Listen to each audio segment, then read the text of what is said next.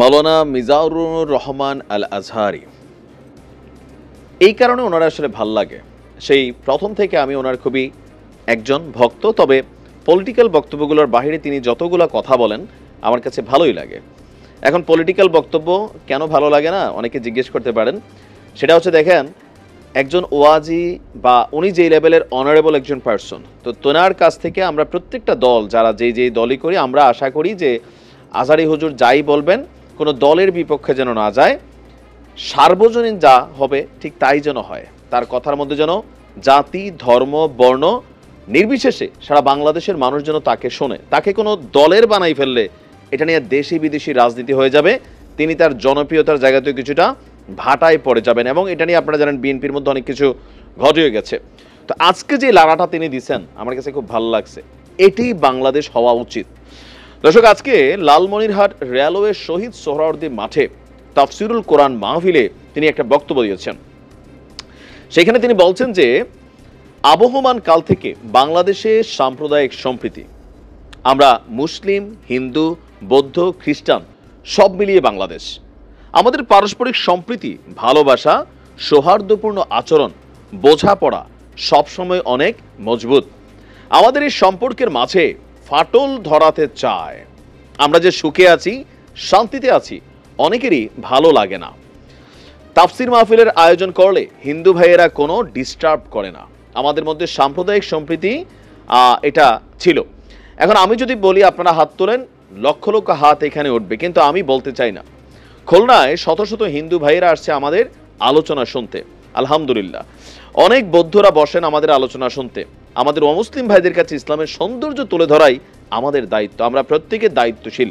ইসলামের সৌন্দর্য এমন করে ফুটিয়ে তুলতে হবে যাতে করে অমুসলিম ভাইয়েরা কালেমা পড়ে মুসলিম হন।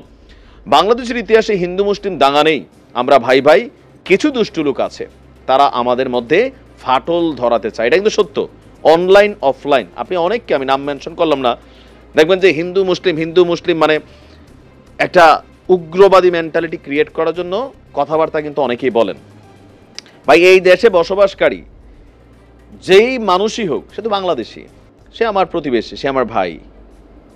ধর্মের কারণে তাকে আমি আলাদা করলাম, জাতের কারণে আলাদা করলাম, এটা কখনোই বাঞ্ছনীয় নয়। এগুলোর কারণে ঝামেলা পাকায়।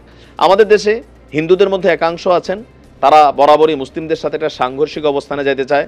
আমাদের আলেমদের মধ্যে একাংশ আছেন যারা হিন্দু বিদ্বেষী বক্তব্য দিয়ে থাকেন। অনলাইন অফলাইন মিডিয়া প্ল্যাটফর্মে যারা সোশ্যাল মিডিয়া ইনফ্লুয়েন্সার আছেন, তাদের অনেকের কথার মধ্যেও হিন্দু মুসলিম বিদ্বেষমূলক একটা কথাবার্তা কিন্তু বের হয়ে আসে। বিশেষ করে ধর্ম নিয়ে, তাদের ইস্যু নিয়ে নানান কটু কথা, আমাদের ধর্ম নিয়ে কটু কথা, এই জিনিসগুলো কিন্তু তারা সূক্ষ্মভাবে এটার বীজ বপন করতে চায় বাংলাদেশে। তো তিনি বলছেন যে আপনার পত্রপত্রিকায় দেখা যায় বিভিন্ন ধর্মীয় উপাসনায় হামলা চালানো হয়, এগুলো রাজনৈতিক উদ্দেশ্য প্রণোদিত, এগুলোতে ইসলামের কোনো সম্পর্ক নেই। দুর্বৃত্তদের ব্যাপারে সাবধান থাকতে হবে, সবসময় ঐক্যবদ্ধ থেকে দুর্বৃত্তদের কালো হাত ভেঙে দিতে 1 ঘন্টাও সময় লাগবে না। তো হিন্দুরা পূজা করে, আমরা মাহফিল করি, আমাদের যেদিন তাফসিরুল মাহফিল হয় সেদিন তারা পূজা করে না। হিন্দুদের পূজা অনুষ্ঠানে মাদ্রাসার ছাত্ররা গিয়ে পাহারা দেওয়ার বিরল দৃশ্য আমরা দেখছি, এটা গোটা বিশ্বে বিরল।